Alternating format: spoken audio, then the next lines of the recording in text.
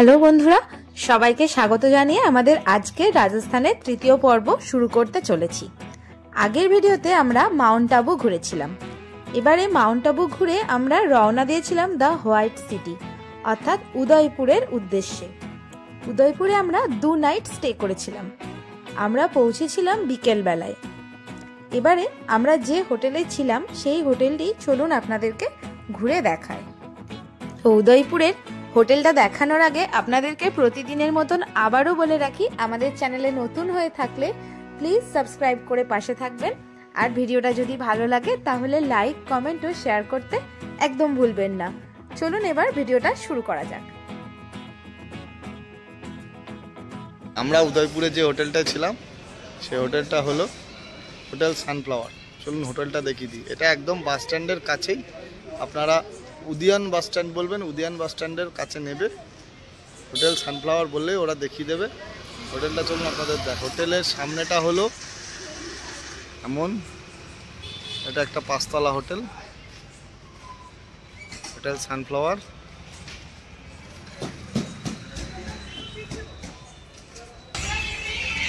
এটা হলো এদের রিসেপশন, আর এই যে লিফট।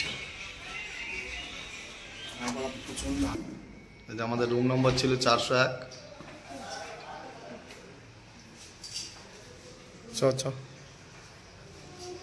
এই যে রুমের শুরু হচ্ছে। এইটা সোফা কাম বেড ছিল একটা,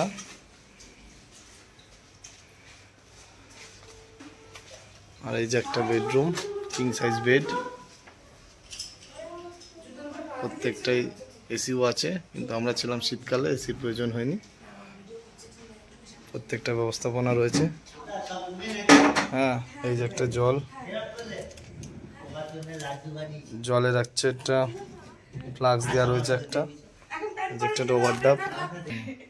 হ্যাঁ, হোটেলের নাম্বার তো স্ক্রিনে দেওয়া আছে। এই যে দেখেন হোটেল সানফ্লাওয়ার। এখানকার রুমের ভাড়াগুলো দেখে নেন। ডিলাক্স রুমের ভাড়া হচ্ছে সিঙ্গেল বেডে 1850, আর যদি আপনারা ডবল বেড নেন তাহলে 2350, আর সুইট সিঙ্গেল এটা হলো 2500 টাকা ভাড়া, আর ডাবল বেডের 2800, আর 4 বেডের হচ্ছে 2500।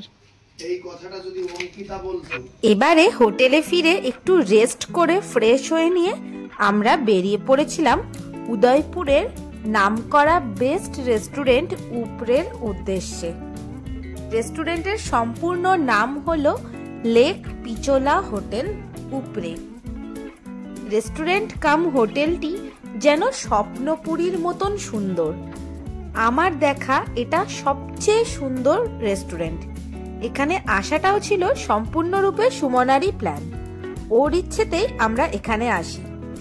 এসে সত্যি এত ভালো লাগে যে না আসলে হয়তো মিস করে যেতাম ব্যাপারটা। আপনারা উদয়পুর আসলে এই রেস্টুরেন্টটি অবশ্যই ঘুরে আসবেন। সত্যিই সুন্দর এটি। হয়তো একটু এক্সপেন্সিভ, কিন্তু তবুও বলবো ফটোশ্যুট করার জন্য বেস্ট জায়গা। আর খাবারগুলিও ছিল বেশ সুস্বাদু। তাছাড়া সবকিছু তো আর টাকা পয়সার হিসেবে বিচার করা যায় না, তাই এত দূর যখন আসবেন অবশ্যই উপরে থেকে ঘুরে আসবেন।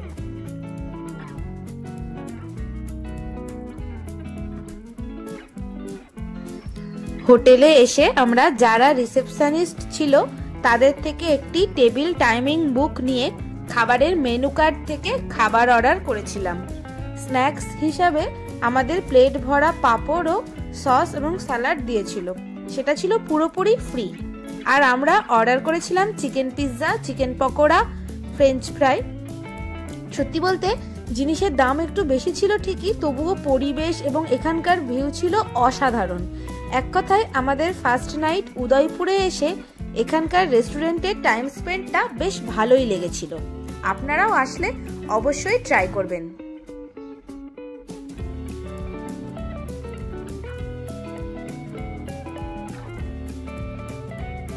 11 ফেব্রুয়ারি, আর আমরা এখন আছি উদয়পুর হোটেলে। এখান থেকে আজ উদয়পুরের সিটি ট্যুর করব। সিটিতে কি কি ইম্পর্টেন্ট জায়গা ঘুরবো সেগুলো আপনাদেরকে ঘুরে দেখাচ্ছি। চলুন। উদয়পুরে এসে প্রথমে আমরা যে জায়গায় গেছিলাম সেটি হলো সহেলিও কি বাড়ি। সহেলিও কি বাড়ি অর্থাৎ কুমারীদের বাগান, যা 48 জন কুমারীদের জন্য তৈরি করা হয়েছিল। এটি হলো রাজস্থানের উদয়পুরের একটি প্রধান উদ্যান এবং জনপ্রিয় পর্যটন স্থান। এটি শহরের উত্তর অংশে অবস্থিত।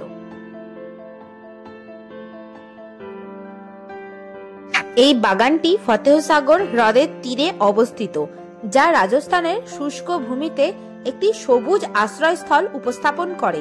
এটি 1710 থেকে 1734 সাল পর্যন্ত বানানো হয়েছিল। মহারাণা সংগ্রাম সিং নির্মাণ করিয়েছিলেন। জনশ্রুতি অনুসারে রাজা নিজেই এই বাগানটির নকশা তৈরি করেছিলেন। এখানে ঝর্ণা, কিয়স্ক, একটি পদ্মফুল ও মার্বেলের হাতি রয়েছে। রানা সংগ্রাম সিংহ এটি তার মেয়ের আবদারে তৈরি করিয়েছিলেন।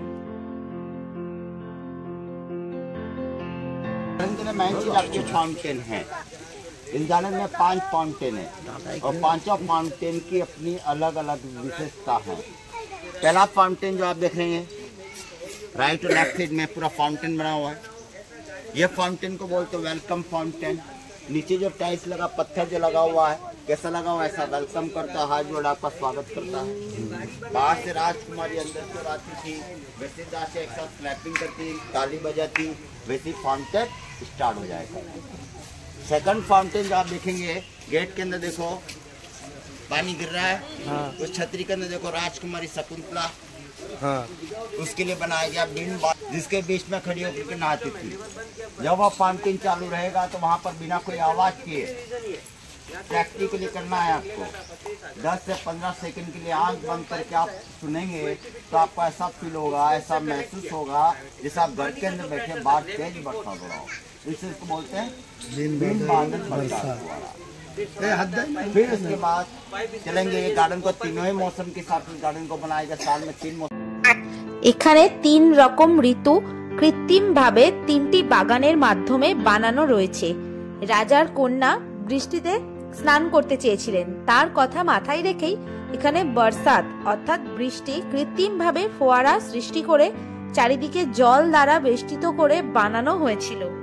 ভাবুন তো সেই কালের ইঞ্জিনিয়াররা কতটা বুদ্ধিসম্পন্ন ছিলেন। যখন কারেন্টই আসেনি সেই সময়ে কিভাবে নিচু স্থান থেকে জল পাহাড়ের উপরে পাইপলাইনের সাহায্যে এনে তাও আবার ঝর্ণা বানানো হয়েছিল, যা সারা বছর চলবে। রাজার কন্যা এখানে স্নান করতে আসতেন তার বান্ধবীদের সাথে। এটি সম্পূর্ণরূপে মহিলাদের জন্য বানানো। এটি হলো বর্ষাত উদ্যান। এখানে চোখ বন্ধ করে দাঁড়ালে বৃষ্টির আওয়াজ আপনি নিজের কানে শুনতে পাবেন এবং হালকা জল ফোয়ারা থেকে আপনার গায়ে এসে পড়বে। এবার আসি গ্রীষ্মকালের উদ্যানে। এখানে রোদ এবং তার থেকে বাঁচতে সুন্দর ছায়া। রোদে হেঁটে এসে গরম লাগলে গাছের ছায়া ঘেরা ফোয়ারার পাশে এসে দাঁড়ালে প্রাণ জুড়িয়ে যাবে, মন ভরে যাবে, শরীর শীতল হবে।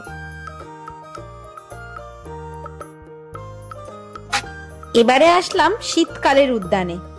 শরীর ঠান্ডা হয়ে জুড়ানোর পরে এখানে রোদ আপনার বেশ ভালোই লাগবে এবং খুব সুন্দর করে প্রতিটা উদ্যান সাজানো রয়েছে। তখনকার দিনের আর্কিটেকচারের প্রশংসা না করে পারছি না। কত সুন্দর করে প্ল্যানিং করে বানানো হয়েছে 3 ঋতুকে এখানে। এই বাগানটি উদয়পুরের অন্যতম প্রধান আকর্ষণ। এটা দেখে আমরা হোটেলে ফিরে খাওয়া দাওয়া করে রেস্ট করে বেরিয়ে পড়েছিলাম আবার সিটি প্যালেসের উদ্দেশ্যে।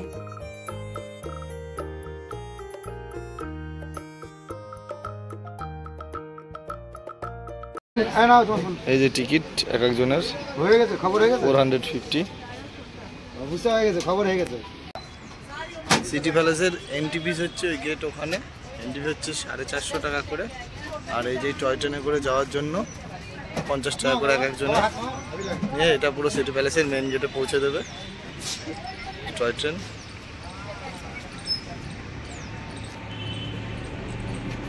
যেটা উঠে পড়েছে এটা গেটের সামনে না হবে একদম। এটা হলো টয় ট্রেন। এই ট্রেনের টিকিট হচ্ছে 50 টাকা করে একজনের।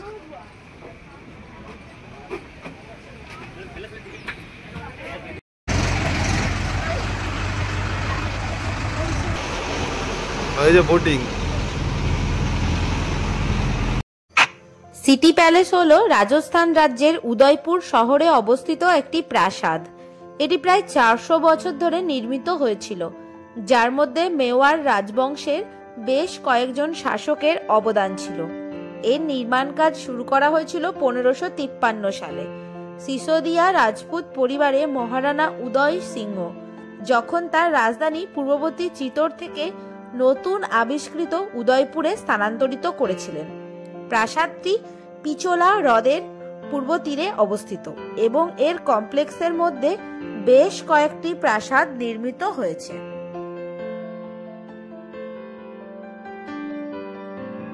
যে সিটি প্যালেসের মেইন গেটের সামনে এরকম হাতি, একটা স্ট্যাচু, আর এখান থেকে এই হয়ে ঢুকে যাবেন।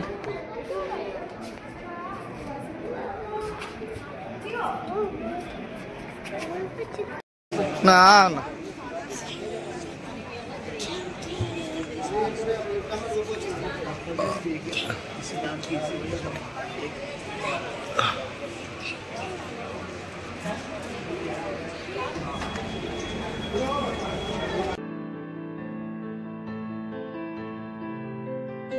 উদয়পুরের সিটি প্যালেসটি একটি জাঁকজমকপূর্ণ শৈলীতে নির্মিত। এটি রাজস্থান রাজ্যের মধ্যে বৃহত্তম প্রাসাদ বলে বিবেচিত হয়। এটি একটা পাহাড়ের চূড়ায় নির্মিত হয়েছিল। সিটি প্যালেস উদয়পুর অসংখ্য ঐতিহাসিক ঘটনা এবং যুদ্ধের সাক্ষী ছিল, যা এর ভাগ্য নির্ধারণ করেছিল।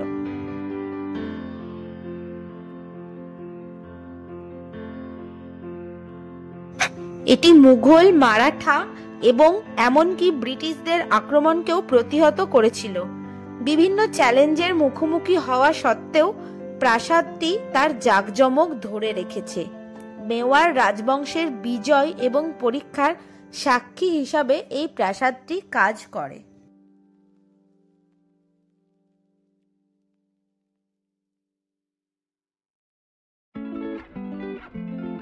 উদয়পুর হলো হোয়াইট সিটি। এখানকার বেশিরভাগ ঘরবাড়ির রঙই সাদা, তাই সিটি প্যালেসের ওপর থেকে দেখলে পুরো শহরটাকে আপনারা সাদা দেখবেন।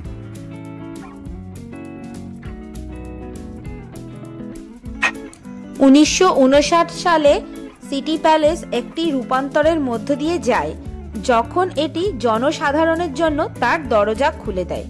একটি জাদুঘরে রূপান্তরিত হয়, যা মেওয়ার রাজবংশের জাঁকজমক ও ঐশ্বর্য প্রদর্শন করে। বর্তমানে এটি Maharana of Mewar charitable foundation দ্বারা পরিচালিত হয়। সিটি প্যালেসের পাশেই রয়েছে পিচোলা হ্রদ, তা আমরাও সেখানে বোটিং করে পুরো হ্রদটা ঘুরে নিয়েছিলাম। বোটিংয়ের এন্ট্রি ফিস কত, চলুন সেটা আপনাদেরকে জানাই। যেখানে যদি সকাল 9টার সময় আসেন, 9টা থেকে 1:30 অবধি এবং 10টা থেকে 2টো অবধি অ্যাডাল্টদের 600 আর চাইল্ডদের 300।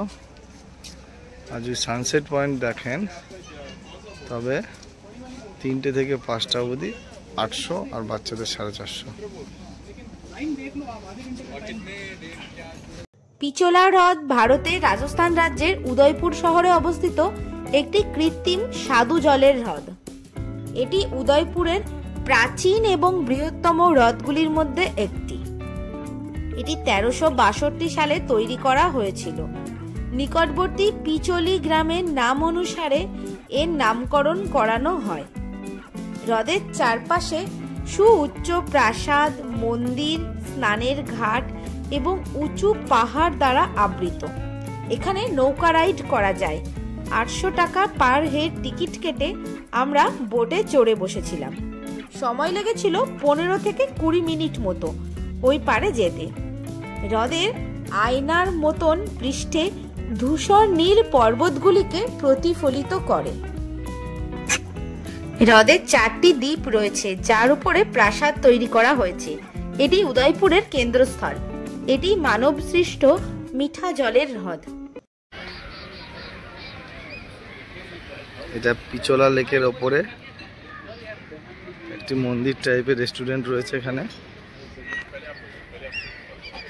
লেকের বোট, এখানে এনে আপনাকে দাঁড় করাবে। এখানে আধ ঘন্টা টাইম। এখান থেকে আবার বোটিং করে আবার লেকে ফিরে যেতে হবে।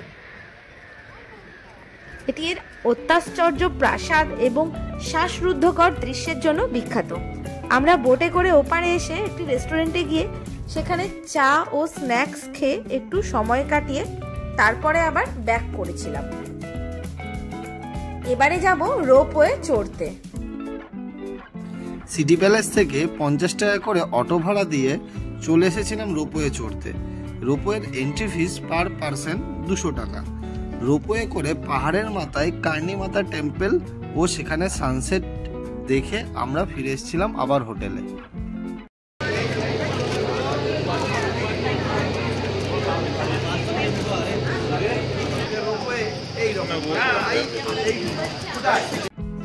এই রোপওয়ে কার্নি মাতা রোপওয়ে নামেও পরিচিত। এতে দুটি লাইন আছে, একটি মাচালা পাহাড় পর্যন্ত নিয়ে যায়, অন্যটি আবার নামিয়ে আনে। রোপওয়ের সময় সকাল 9টা থেকে দুপুর 2টো পর্যন্ত এবং বিকেল 4টে থেকে সন্ধ্যা 8টা পর্যন্ত।